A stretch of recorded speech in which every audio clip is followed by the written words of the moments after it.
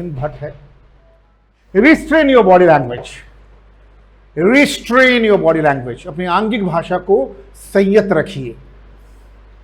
Interviews, आप लोग interview candidate है ना, अब आप लोग इंटरव्यू के कैंडिडेट हैं, सब लोग इंटरव्यू देने वाले हैं ना। हाँ, तो इंटरव्यू इज, अधिकतर लोग, तो interview is an assessment of personality. साक्षात्कार व्यक्तित्व का मूल्यांकन है। सिविल सर्विसेज में आज इंटरव्यू कॉल आता है, उसमें लिख कर आता है कि आप व्यक्तित्व मूल्यांकन के लिए आमंत्रित हैं, इंटरव्यू के लिए नहीं, फॉर पर्सनैलिटी असेसमेंट। व्यक्तित्व मूल्यांकन एवं साक्षात्कार के लिए आमंत्रित हैं। तो व्यक्तित्व का मूल्यांकन आपके भाषा से, आपके संप्रेषण से, आपके वाक्य कौशल से होता है, जिसमें आपकी आवाज,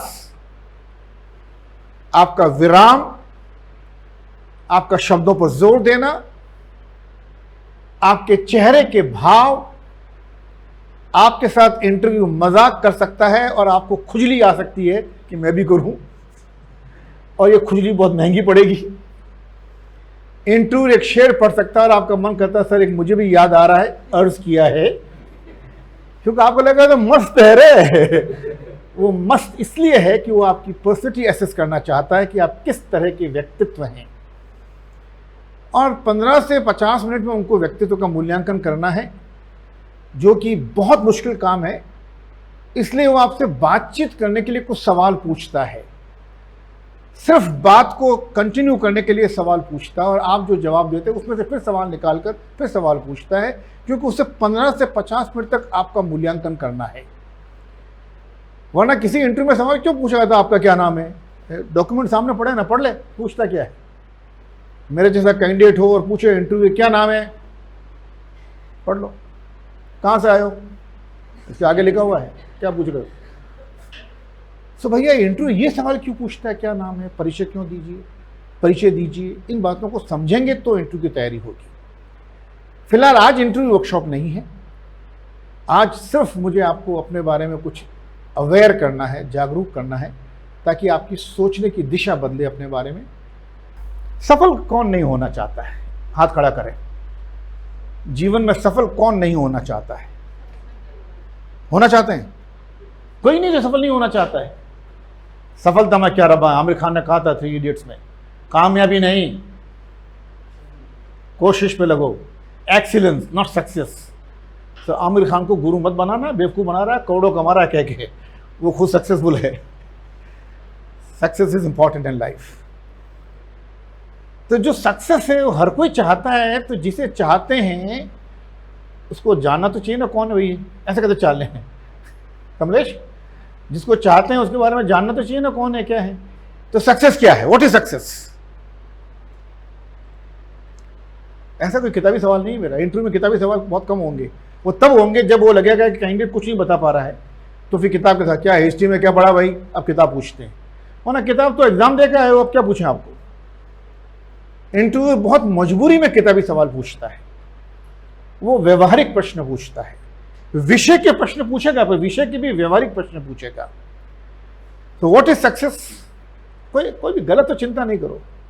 गिरते वही है मैदान जंग में जो घुड़सवार होते हैं, वो तिफल के खाक गिरेंगे जो खुद घुटनों के बल चलते हैं। तो डरो मत गलतियां करने से, कहा था स्वामी विवेकानंद ने। असफलताओं की चिंता मत करो, वे तो जीवन का सौंदर्य है, उनके बिना जीवन में आनंद नहीं।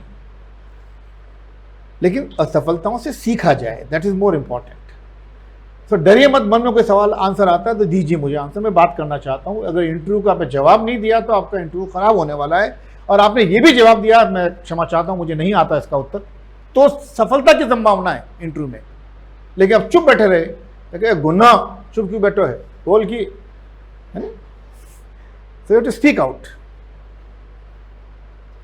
What is success? सफलता क्या होता है।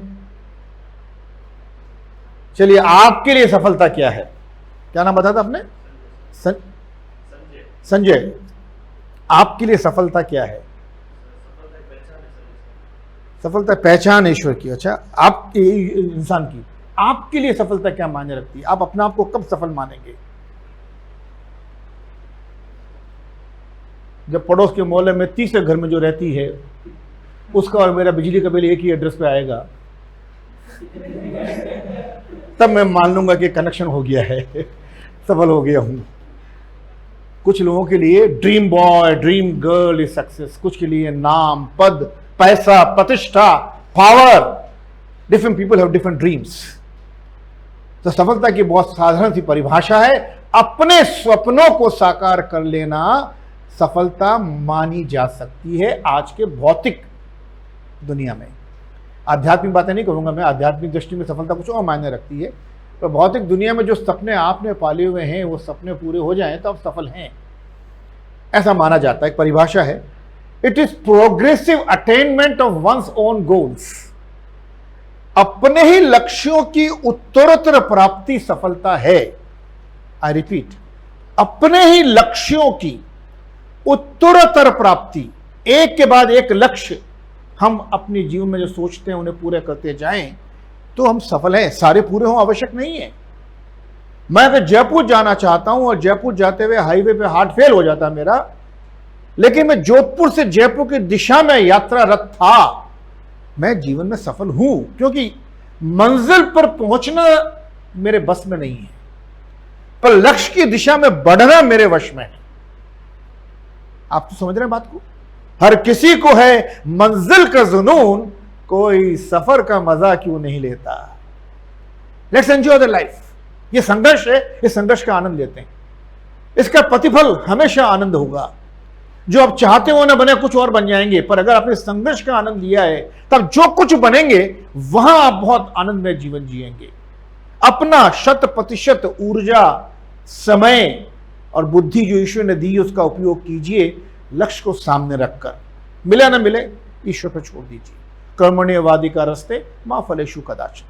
हमें तो पुरुषार्थ करना, प्रयास करना है, लेकिन किस दिशा में करना है? लक्ष्य की दिशा में, क्योंकि लक्ष्य की प्राप्ति ही सफलता है। ये एक परिभाषा है। तो क्या लक्ष्य रख लेने से सफल हो जाएंगे? सपने सपने कब हुए अपने भाई? एपीजे कलाम साहब हर स्कूल में जाके कहते थे students, have a dream, have a dream, और बच्चे घर जाके सो जाते थे। पेरेंट्स पूछते क्या हुआ? कलाम साहब ने कहा हैव ए ड्रीम। भैया कलाम साहब कहते थे the dream which you see in your while you sleep, the dream which you see while you sleep may or may not become your goal, but the dream which doesn't let you sleep is definitely your goal. जो सपना आप बंद आंखों से नींद में लेते हो वो आपका लक्ष्य बने ना बने मैं नहीं जानता, लेकिन जो सपना आपको नींद लेने ना दे वो निश्चित तौर से आपका लक्ष्य है। वो क्या चीज है जो नहीं होने पर आप बेचैन हो जाएंगे? कोई बॉलीवुड हीरोइन हो सकती है, वो ये ना मिले तो मैं बेचैन हो जाऊंगा। कोई बात नहीं, जो ये सोचेगा उसका वही लक्ष्य है। Find out what is that without which you think you can't survive. वो क्या है जिंदगी में? अगर वो हासिल नहीं किया तो मेरी जिंदगी में जीना बेकार है। वो क्या चीज है? वो लक्ष्य है आपका। Identify it. लेकिन इतना आइडेंटिफाई कर लेने से सफल नहीं हो जाएंगे। सोचने से क्या होगा? तो दूसरी चीज है, पहली चीज है सफलता के लिए लक्ष्यों की प्राप्ति करनी है, इसलिए सफल होने के लिए लक्ष्य होना जरूरी है। दूसरी चीज है उसके लिए प्रयास करने होंगे। और मैं देख रहा हूं सौरभ भारती जी का, मैंने यूट्यूब पे कभी कल देखा मैंने वीडियो, इसी सेमिनार के बारे में था शायद वो, और मैं समझ पा रहा हूं कि आपके यहाँ जो अभी 2 फैकल्टी में दोनों मुझे मिले हैं, सौरभ और शायद राकेश जी नाम है दूसरों का, दोनों बहुत ऊर्जावान हैं। सो प्रयास तो आपको करवा ले रहे हैं वो। अगर मैं बात करूं इंटरव्यू की जो आप देने वाले हैं, तो उसका प्रयास करने में तो वो भरपूर सहयोग दे रहे हैं, मार्गदर्शन दे रहे हैं। पर एक प्रयास विषयों से हटकर भी है जो बहुत महत्वपूर्ण है, और वो प्रयास मुद्दे की बात है, मूल तत्व है, नींव की बात है। इमारत में कई मंजिलें बननी है, मंजिलों का इंटीरियर डेकोरेशन होना, वो बात की बात है। पहले नींव मजबूत होनी चाहिए। लक्ष्य की भी नींव मजबूत होनी चाहिए। लक्ष्य के लिए किए जाने वाले प्रयासों की भी नींव मजबूत होनी चाहिए। और वो नींव मजबूत होने का मतलब है कि मुझे कुछ ऐसा प्रयास करना चाहिए कि मैं अपने आप को लक्ष्य की दिशा में परिवर्तित कर सकूं। I have to change my self into the direction of the goal. जो मैंने लक्ष्य तय किया है, उस लक्ष्य को हासिल करने के लिए अब मेरी वेशभूषा में, मेरी भाषा में, मेरे ज्ञान में, मेरे सूचना के भंडार में, मेरे बोलने के तरीके में, मेरे लहजे में, मेरे खड़े होने के तरीके में मुझ में अपने आप में जो चेंज लाने हैं वो चेंज लाने का प्रयास करना जरूरी है। कभी मैं भी आपकी उम्र का था, कभी सास भी बहू थी, और जब आपकी उम्र का था तो आप जैसा ही था, जो होना भी चाहिए, हर उम्र का अपना तकाजा है। मैंने भी शैतानियां की थी, लेकिन जिस दिन मैंने सोचा मुझे ट्रेनर बनना है, I had to begin to change my personal habits. I have to quit those शैतानियां। अब मैं वो शैतानियां और नहीं कर सकता। अब मैं गुरु पद पाना चाहता हूं, मैं प्रशिक्षक बनना चाहता हूं। तो मेरा अपना आचरण ऐसा होना चाहिए कि उसका लोग अनुकरण करे। तो मुझे अपने आप को चेंज करना था। अगर ये चेंज ना करूं मैं, और मैं प्रशिक्षक हूं, तो मैं एक रोबोट हूं, कंप्यूटर हूं। So you set your goal and change yourself, क्योंकि चेंज ऐसी चीज है जिंदगी में जो निश्चित तौर से होगी। एक ही घटना है जिंदगी में जो निश्चित तौर से घटित होगी, और वो घटना है चेंज। आप जैसे पैदा हुए वैसे आज नहीं है। कपड़े पहने हुए हैं, बिना कपड़े के पैदा हुए थे, बड़े भी हो गए हैं। You have change physically, physiologically, psychologically, phenotypically and emotionally and spiritually। लगातार परिवर्तन हो रहा हमने, और इसे कोई नहीं रोक सकता है। लेकिन जो परिवर्तन स्वाभाविक हो रहा है, नेचुरल हो रहा है हमारे व्यक्तित्व में, हमारे दिखने के शरीर सौष्ठव में, मैं उसकी बात नहीं कर रहा हूं। हमारे बुद्धि में, हमारे ज्ञान भंडार में, हमारी सूचना के भंडार में भी कोई चेंज हो रहा है, नहीं हो रहा है, इसको देखिए। क्योंकि अगर आपने अपने आप को नहीं बदला तो बदलाव तो होगा, पर अब जमाना आपको ठोक ठोक के बदलेगा। और जब जमाना ठोक ठोक के बदलेगा तो जमाना आपको उस दिशा में बदलेगा जिसमें जमाना आपको बदलना चाहेगा। यदि आप स्वयं आगे बढ़कर अपने आप को परिवर्तित नहीं करेंगे तो परिस्थितियां आपको परिवर्तित करेंगी, और परिस्थितियां जब परिवर्तित करेंगी तो पता नहीं किस दिशा में करेंगी। हो सकता है और ज्यादा संभावना है कि उस दिशा में परिवर्तित नहीं करे जिस दिशा में आप जाना चाहते थे। अगर आप भीड़ का हिस्सा है तो आप कहीं ना कहीं तो पहुंचेंगे, पर वहां नहीं पहुंचेंगे जरूरी नहीं कि वहां पहुंच जाए जहां आप पहुंचना चाहते हैं। आप तो वहां पहुंचेंगे जहां भीड़ आपको पहुंचाना चाहती है। So you have to bring in a change in yourself in the direction of god. मुट्ठी भर बीज जब जमीन में डाले जाते हैं तो उनके साथ क्या हो जाएगा? अगर जमीन में बीज डाले जाएं और उनको 5 तत्व मिल जाएं, आकाश, भूमि, जल, वायु, अग्नि, तो इन बीजों में क्या परिवर्तन होगा? है जी? कुछ आवाज आ रही, जोर से बोले। उग जाएंगे। 100 बीज डाले, पूरे 100 उग जाएंगे? कुछ नहीं उगेंगे, क्योंकि कुछ बीज अपने खोल कड़े करके बैठे रहते हैं। हम तो नहीं बदलेंगे, ऐसा फिर क्या है? और ये बीज इस खुशफहमी के शिकार होते हैं कि ये नहीं बदल रहे हैं। हकीकत है ये भी बदल रहे हैं, हाँ ये उग नहीं रहे हैं, ये सड़ रहे हैं, ये गल रहे हैं, इनको घुन लग रही है, इनको दीमक लग रही है। They don't germinate, they get rot, they get decayed, they get died, they get renewed, they do change। परिवर्तन उनमें भी होगा। सो यदि आपने अपनी इच्छित दिशा में परिवर्तन नहीं किया अपने आप में, तो भी परिवर्तन होगा, और वो उस दिशा में होगा जिस दिशा में लोग आपको परिवर्तित करना चाहेंगे, और लोग आपका इस्तेमाल करेंगे अपने स्वार्थ और हित साधना के लिए। अपने आप का इस्तेमाल अपने लिए कीजिए। आप क्या करना चाहते हैं, आप क्या बनना चाहते हैं, उस लक्ष्य को तय कीजिए, उस दिशा में अपने आप को बदलिए। क्योंकि success is progressive attainment of one's own goals. अपने लक्ष्यों की उत्तरोत्तर प्राप्ति सफलता है, इसलिए अपने आप को निरंतर परिवर्तित कीजिए अपने लक्ष्य की दिशा में। बीज का लक्ष्य क्या होता है? बीज जमीन में डाले गए, उनका लक्ष्य क्या है? उगना। तो जो अपने लक्ष्य की दिशा में बदला वो तो सार्थक जीवन जिएगा, पौधा बनेगा, पेड़ बनेगा, पुष्प आएंगे, फल आएंगे, उसकी उपयोगिता होगी। और जो अपने आप को लक्ष्य की दिशा में नहीं बदलेगा वो खत्म हो जाएगा। इसलिए आपको अपना लक्ष्य निर्धारित करके स्वयं को लक्ष्य की दिशा में बदलना जरूरी है। पर लक्ष्य विहीन जीवन जीने में नुकसान क्या है? रोज तो अर्जुन क्लासेस में आता हूं, कोचिंग अटेंड करता हूं, जो टीचर कहते हैं वो पढ़ लेता हूं, और क्या खून पियोगे बढ़ता हमारा? आप क्या चाहते हो?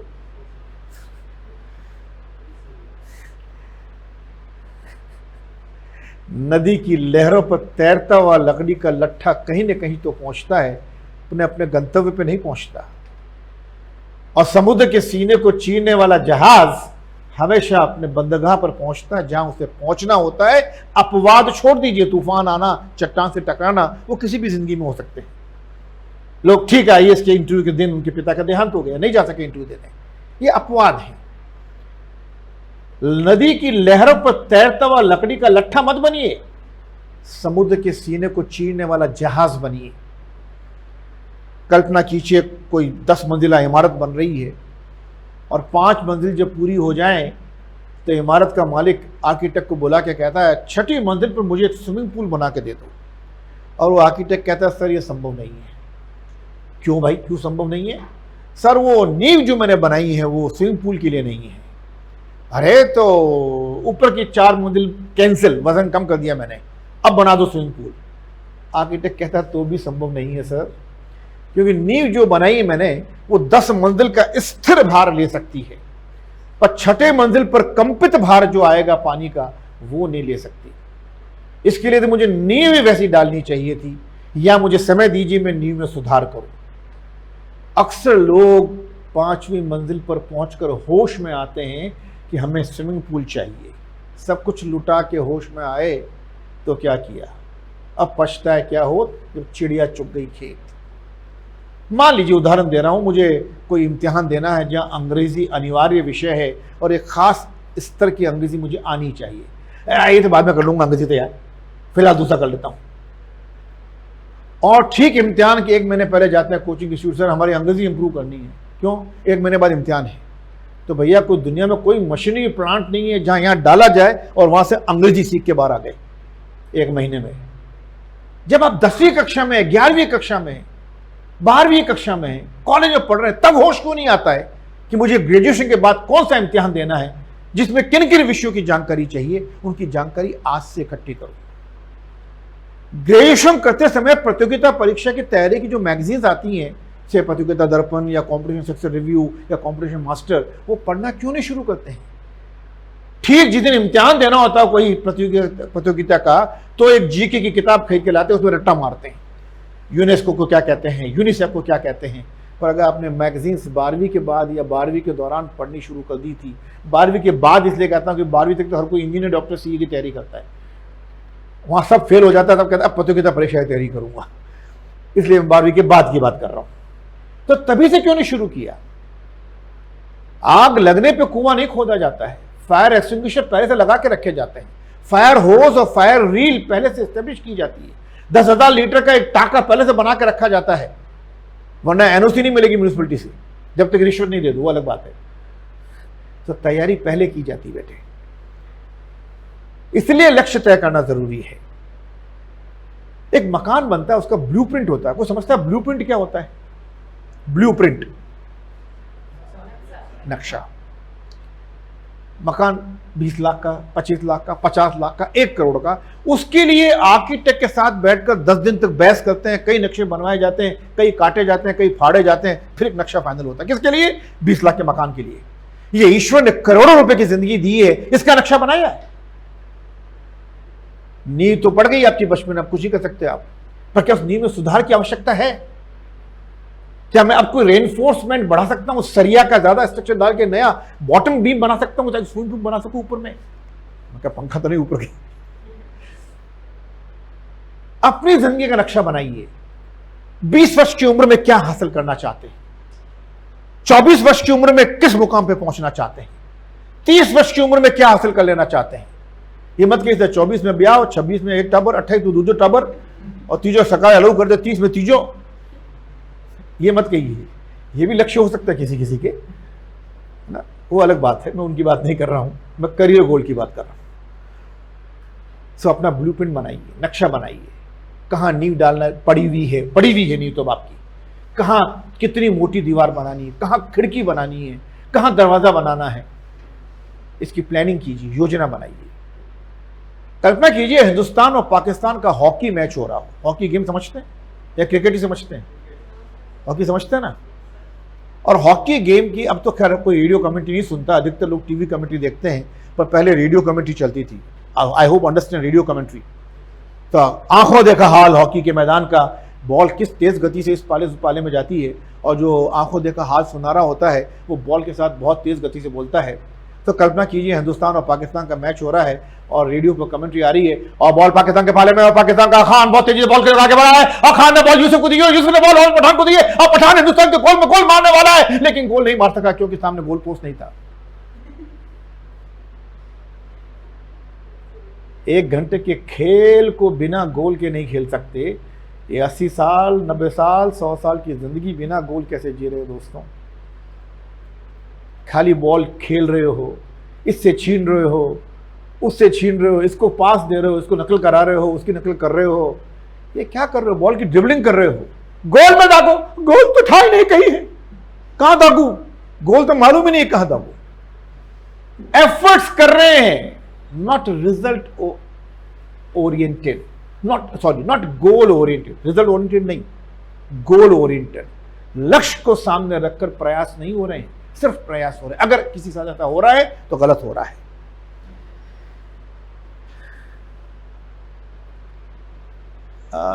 अरट को समझता? अरट, रहट, कोई गांव से है भाई?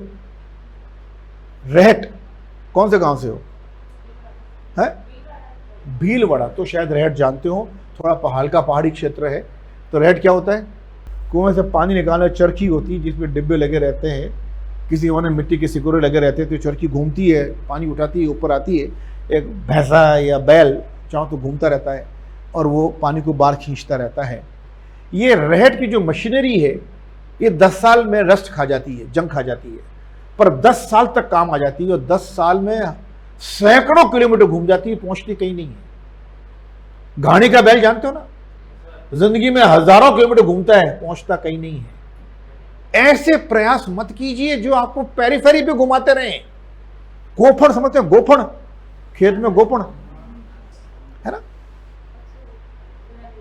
नील गगन पर उड़ते पंछी जा जा जा, अभी है धान कच्चा पक जाए तो आ आ आ। तो रस्सी में कंकड़ बांध के या थोड़ा ढेला बांध के घुमाया जाता है, वो तो घुमाते रहो, वो कहीं जाएगा? कहीं नहीं जाएगा। उसको छोड़ना पड़ेगा लूप को, किसी एक दिशा में लीनियर मोशन देना होगा। पेरिफेरल मोशन में मत खोइए, आसपास मत घूमते रहिए, लक्ष्य निर्धारित कीजिए और लीनियर दिशा में आगे बढ़िए, लक्ष्य की दिशा में। इसलिए लक्ष्य निर्धारण बहुत जरूरी है।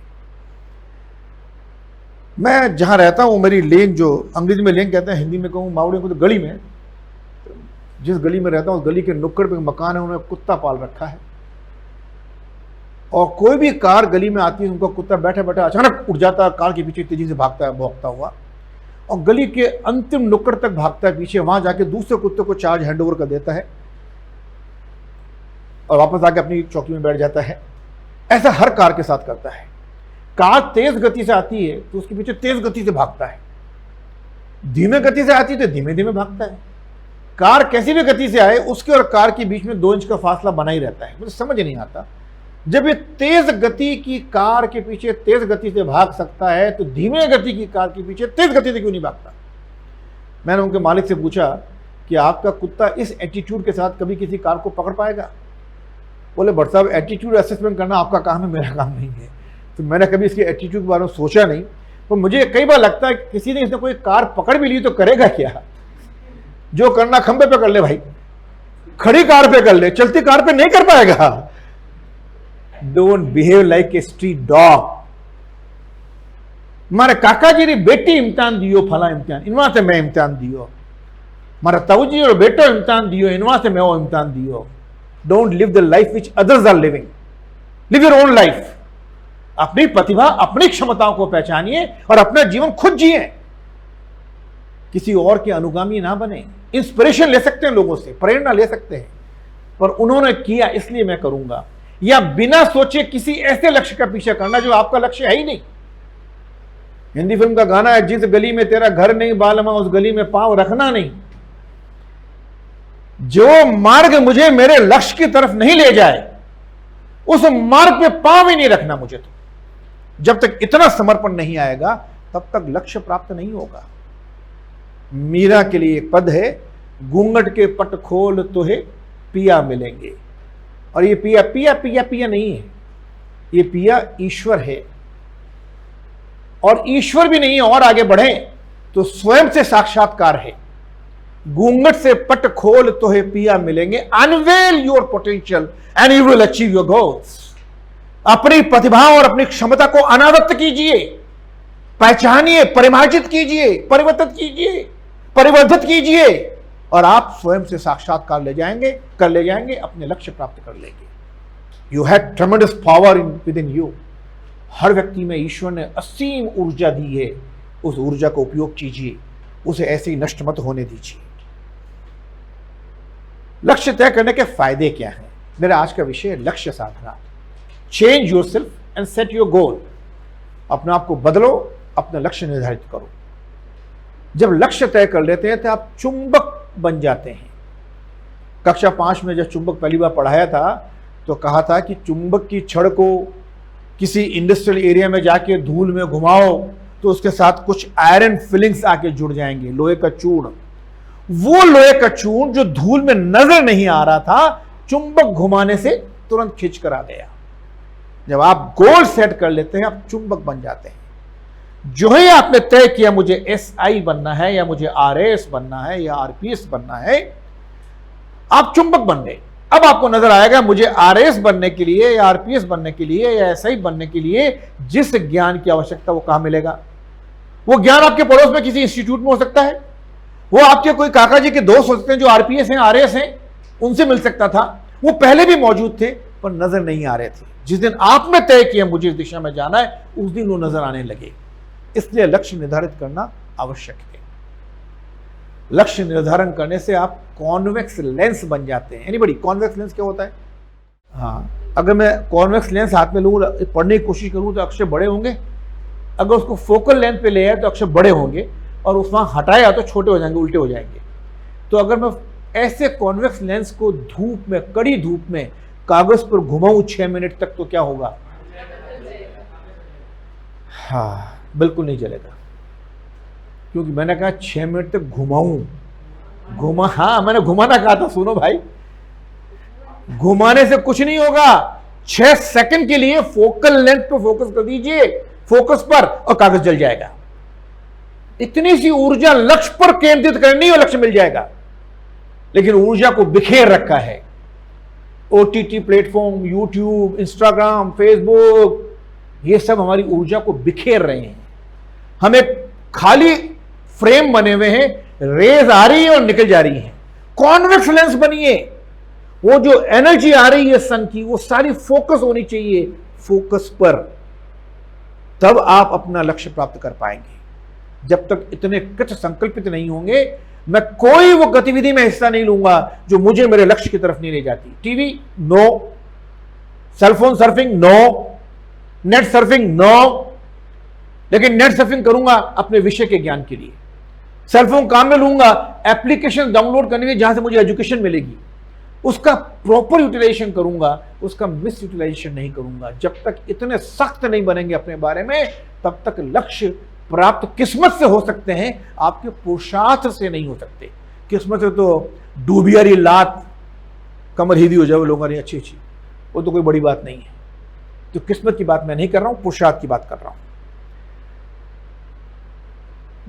मधुशाला एक कविता, बहुत बड़ी लंबी कविता है, हरिवंश राय बच्चन की। कभी आपने पढ़ी हो या अमिताभ या मन्ना डे की आवाज में सुनी हो। उसमें बहुत आध्यात्मिकता है कई जगह, और एक जगह वहां एक छंद है, मधुशाला जाने को घर से निकला पीने वाला, किस राह जाऊं असमंजस में है भोला भाला, अलग अलग राह सब बतलाते मैं हूं ये बतलाता, पथ पकड़ एक तू चला चल। पा जाएगा Madhushala. Choose one path, set your goal, you will get your goals. तय तो करो, मंजिल तो मिल ही जाएगी, चाहे भटक कर ही सही। नादान तो वो हैं जो घर से निकले ही नहीं। Set your goals and you find A change in your personality. अपना पे चेंज महसूस करेंगे आप, और ये चेंज डिजायर्ड चेंज होगा। ये बीजों को उगाने वाला चेंज है, ये बीजों को सड़ाने वाला चेंज नहीं है। होता क्या है, इतनी मेहनत माता बूढ़ी कौन करे यार। एक सज्जन भूखे प्यासे समुद्र किनारे टहल रहे थे, लगा समुद्र का खारा पानी कैसे पीऊंगा, खाने को कुछ है नहीं यहाँ पर। तभी नारियल के पेड़ पर नजर पड़ गई, तो लगा नारियल के पेड़ पे चढ़ जाऊं अगर तो कुछ नारियल तोड़ के डाल दूंगा तो खाने को नारियल की मीठी गिरी मिल जाएगी और पीने को मीठा पानी मिल जाएगा। तो कृत संकल्पित होकर मोटिवेटेड राकेश जी ने और सौरभ जी ने मोटिवेट कर दिया, खूब पंप करके हवा भर दिया आपके अंदर और चढ़ गए नारियल के पेड़ पे। जाके नारियल तोड़ के नीचे डाल दिए। जब लगा काफी तोड़ लिए उतरू तो नीचे झांका तो डर गए, इतना ऊपर हो गया। अब होश आया। इसीलिए शायर ने शेर कहा है, खुद ही को कर बुलंद इतना कि हिमालय की चोटी पे जा पहुंचे और खुदा तुझसे पूछे बेवकूफ उतरेगा कैसे। सब ऊपर तो चढ़ गए, उतरे तो नहीं याद आई। और लगा आज सोमवार है, महादेव भगवान 100 रुपया भांग चढ़ाऊंगा धारे महादेव, मैंने नीचे सेफली उतार दे, है ना। दुख में सुमिरन सब करे, सुख में करे ना कोई।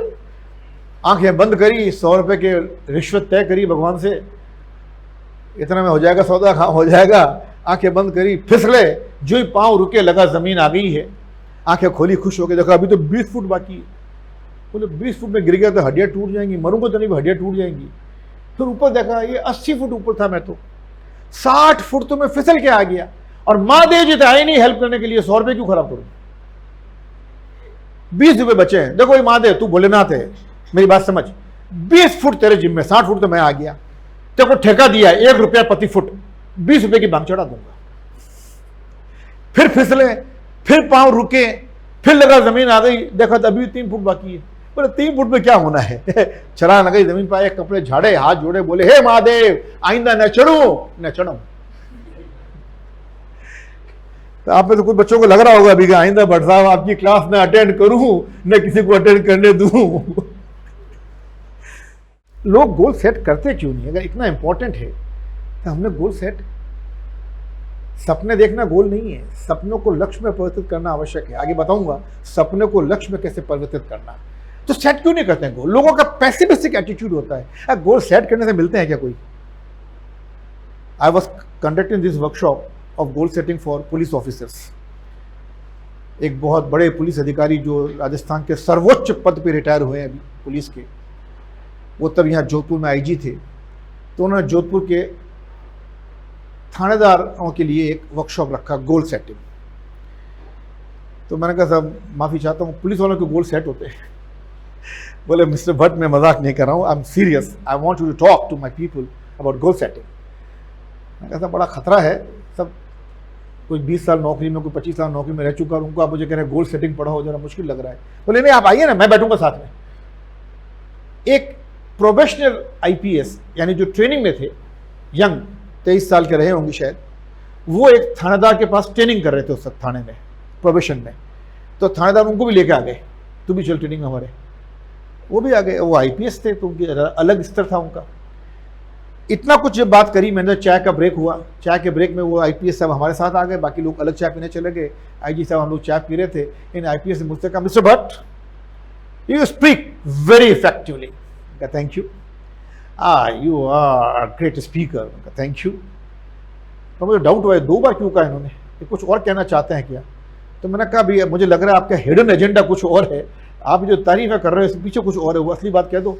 बोले मैं कहना ये चाहता हूँ बोलते बहुत अच्छा है पर जो कुछ कहा सब बकवास है। I was shocked. हाँ आई सब बीचों कूदने लगे बात में। मैं कहा रुकिए रुकिए आप मत कूदिए, मेरे श्रोता हैं, मेरे श्रोता को अधिकार है मुझे कुछ भी कहने का। मैं इनसे समझना चाहता हूँ भाई मैं क्या बकवास बोला, आइंदा नहीं बोलूंगा। बोले ऐसे गोल सेट करने से और एफर्ट करने से और प्लानिंग करने से कुछ नहीं होता। हाँ मैंने बात खत्म की थी ये कह के, if you fail to plan you have plan to fail. मैंने इस कोटेशन पे टी ब्रेक किया था, if you fail to plan you have plan to fail. अगर आप योजना बनाने में असफल हो गए हैं तो आपने निश्चित योजना बना ली है असफल होने की, इसलिए योजना बनाइए, कार्य योजना, एक्शन प्लान। और यहां टी ब्रेक हुआ था, बोले ऐसे प्लानिंग करने तो कुछ नहीं होता है। आईजी साहब तो रहा नहीं गए, बोला तुम क्या कहना चाहते हो? बच्चा था 23 साल का। आईजी साहब ने तुम क्या क्या कहा उसको, तुम क्या कहना चाहते हो? बोले सर मुझे देखिए मैं आईपीएस हूं, हाँ मुझे मालूम है, और सर मैंने कभी पढ़ाई नहीं करता हूं, मैंने कभी पढ़ाई नहीं करी। I was through out first division in my career, हमेशा फर्स्ट डिवीजन लेकर आया। और जब मैंने ग्रेजुएशन किया तो लड़के फॉर्म भर रहे थे, 7 के लोग, मैं क्या फॉर्म भर रहे हो, कलेक्टर बनेंगे, मैं भी बनूंगा, मेरा ही फॉर्म भर दूँ। मैं कॉलेज का भाई था, सब डरते थे, मामू लोग थे, बेचारा मेरा फॉर्म भरा। उनमें से 4 लोगों ने साथ तैयारी की थी हमने, और वो तीनों साथ बैठ के पढ़ते थे रात को 2-2 बजे तक। और मैं निशाचर था, रात भर ढाबों पे चाय की दुकान बैठ रहता था, क्योंकि पिताजी मेरे बहुत लड़ी थी पिताजी से। मैं रात को घर में रहता था, वो सुबह ऑफिस निकलते थे, मैं घर में घुसता था, ये आदत थी मेरी।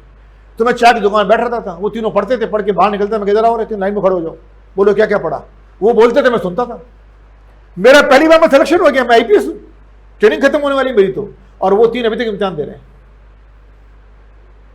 तो योजना बनाने से और एफर्ट से नहीं होता, किस्मत से होता है।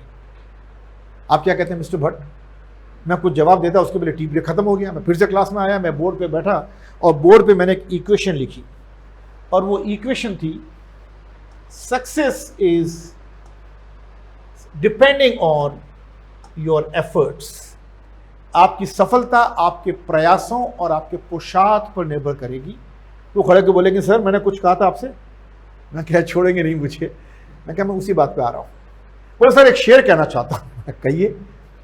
किस्मत से पहले ना वक्त से ज्यादा, वक्त से पहले ना किस्मत से ज्यादा किसी को मिला है ना किसी को मिलेगा। वक्त से पहले किस्मत से ज्यादा किसी को मिला है ना किसी को मिलेगा। मैं कहा बिल्कुल ठीक कहते हैं। बोले फिर ये भाषण किस लिए? मैं कहा समझिए बात को। सक्सेस निर्भर करती है आपके प्रयासों पर।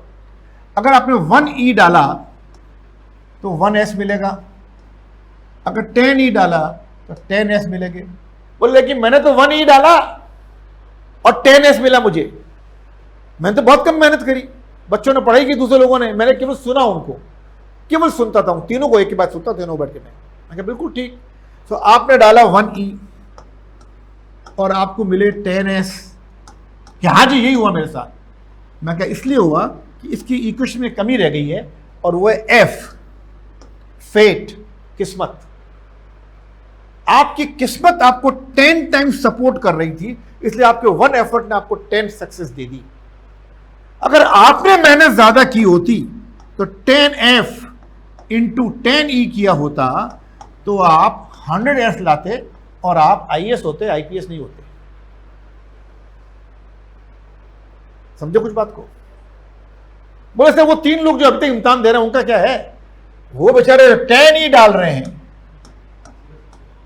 और 1S मिल रही। मैं क्या 1 का 0 मिल रही? बोले 0 नहीं, 1S मिल रही। मैं कैसे? कि उनकी सबके बैंकों में हो गया सिलेक्शन, प्रोबेशनरी ऑफिसर बन गए, पढ़ाई की, काम आ गई उनके, पर वो बनना चाहते हैं सिविल सर्वेंट, IAS IPS बनना चाहते हैं, तो 1S तो मिली उनको। मैं क्या ऐसा क्यों हुआ होगा? क्योंकि 10E के बाद यहां था 1/10F। उनकी किस्मत उन्हें पुल डाउन कर रही है। बोले इसका मतलब इसकी किस्मत पुल डाउन करती है, उसे मेहनत नहीं करना चाहिए। मैं कहते E 0 कर दिया तो S 0 हो जाएगा। इन्होंने E 10 किया इसलिए 1S हुआ। यानी कि किस्मत साथ नहीं दे रही है तो पुरुषार्थ को बढ़ाओ, प्रयास को बढ़ाओ, ताकि किस्मत का जो नेगेटिव पुलिंग है उसको कंपनसेट कर सको और न्यूनतम लेवल पे आ सको। अगर ट्रॉमा हॉस्पिटल है और एक्सीडेंट हो गया और एक्सीडेंट विक्टिम को हॉस्पिटल लाया गया है तो डॉक्टर के आने के पहले ड्रिप चढ़ा दो, जिंदा रहेगा कम से कम न्यूनतम सफलता तो मिल जाए। ये काम तो करो। बोले लेकिन जिसकी किस्मत 100F हो तो क्या करे? अगर 100 क्या हो भाई? 100F हो वो तो नहीं करे।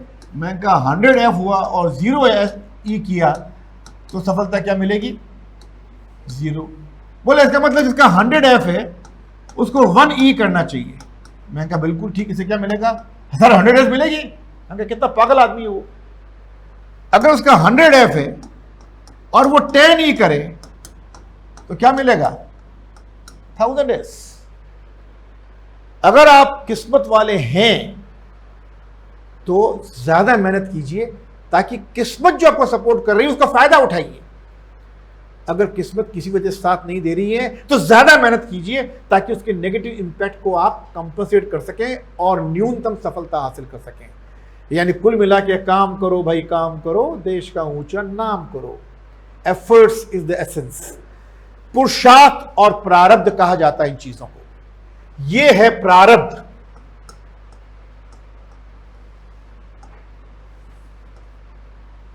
और यह है पुरुषार्थ और यह है परिणाम। प्रारब्ध और पुरुषार्थ के संयोग से परिणाम मिलता है। प्रारब्ध आपके वश में नहीं है, पुरुषार्थ आपके वश में है। परिणाम पर असर डालने के लिए आप प्रारब्ध का कुछ नहीं कर सकते, आप पुरुषार्थ को बढ़ा सकते हैं। इसलिए गोल सेट कीजिए और गोल की दिशा में अपने एफर्ट कीजिए ताकि आप सफल हो सकें।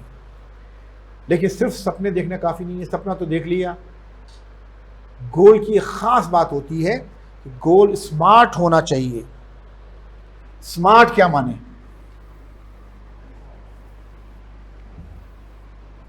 जैसे आप लोग स्मार्ट हैं वैसे ही आपके गोल्स भी स्मार्ट होने चाहिए।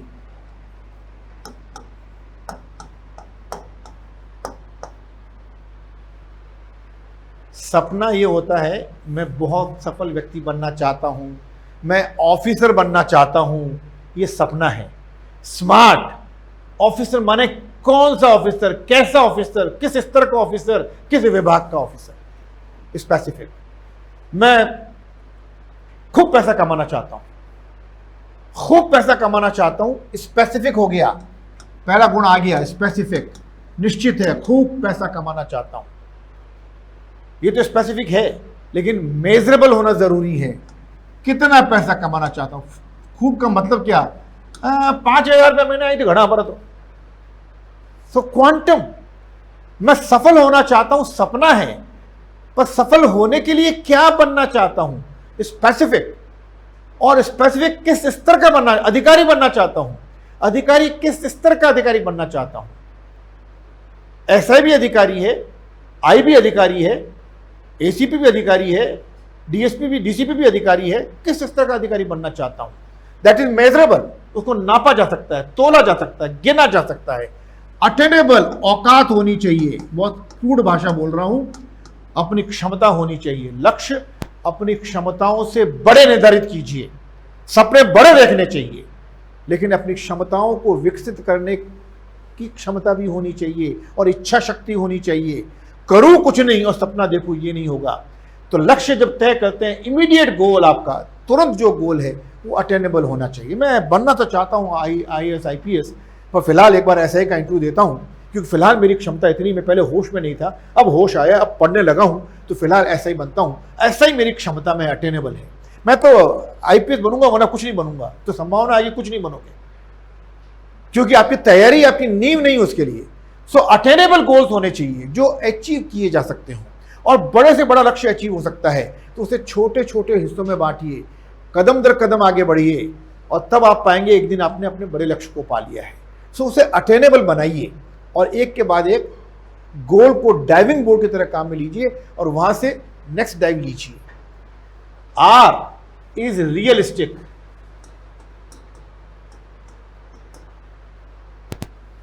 यथार्थवादी होने चाहिए। मैं 1,000 करोड़ कमाना चाहता हूं, स्पेसिफिक है, मेजरेबल है, अटेनेबल है। हाँ, अंबानी कमा सकता, मैं क्यों नहीं कमा सकता? दाऊद कमा सकता है, डी, तो मैं क्यों नहीं कमा सकता? अटेनेबल भी है। रियलिस्टिक है या नहीं? क्या करके? तस्करी करके, अपराध करके। ये रियलिस्टिक और रैशनल गोल नहीं है, ये सामान्य बुद्धि से उचित नहीं है, किसी अपवाद वाली बुद्धि के लिए उचित हो सकते हैं। तो समझ रहे बात को मेरी? गलत तरीकों से कमा के मैं अरबपति बनना चाहता हूं, ये रैशनल, सामान्य बुद्धि से उचित नहीं। सामान्य बुद्धि का लक्ष्य रखिए। और फाइनली सबसे इंपॉर्टेंट, टाइम बाउंड, समय निर्धारित कीजिए। कब तक? जब लगी है कश्ती किनारे, कभी तो लहर आएगी। तय कीजिए, मुझे एसआई का इंटरव्यू क्रैक करना है, और ईयर 2023 तक क्रैक कर लेना है, दैट्स इट। मैं 1 या 2 अटेम्प्ट तय कर लीजिए, कितना अटेम्प्ट दूंगा अपने आप को इस पर्टिकुलर एग्जाम के लिए, इंटरव्यू के लिए।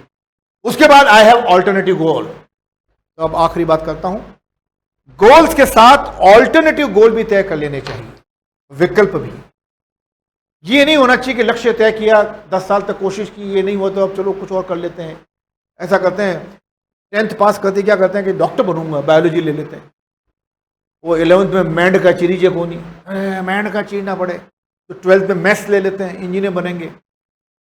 और 12th में मैथ्स करते ही लगता है कि यार इंजीनियरिंग तो 4 लाख इंजीनियर हर साल बेरोजगार होते थे हिंदुस्तान में, यार इंजीनियर में क्या रखा है। अपन ऐसा करते हैं, सीए करते हैं, बीकॉम में शिफ्ट कर देते हैं, और सीए के फाउंडेशन कोर्स में 3 बार लुढ़क जाते हैं, तब तक बीकॉम पूरी हो जाती है, तब तो सीए नहीं कर सकते। ऐसा करते हैं, लॉ करेंगे। हिंदुस्तान के सारे स्वतंत्रता सेनानी नेतृत्व करता लॉयर रहे हैं, हम भी लॉयर बनेंगे, तो लॉ कर लेते हैं।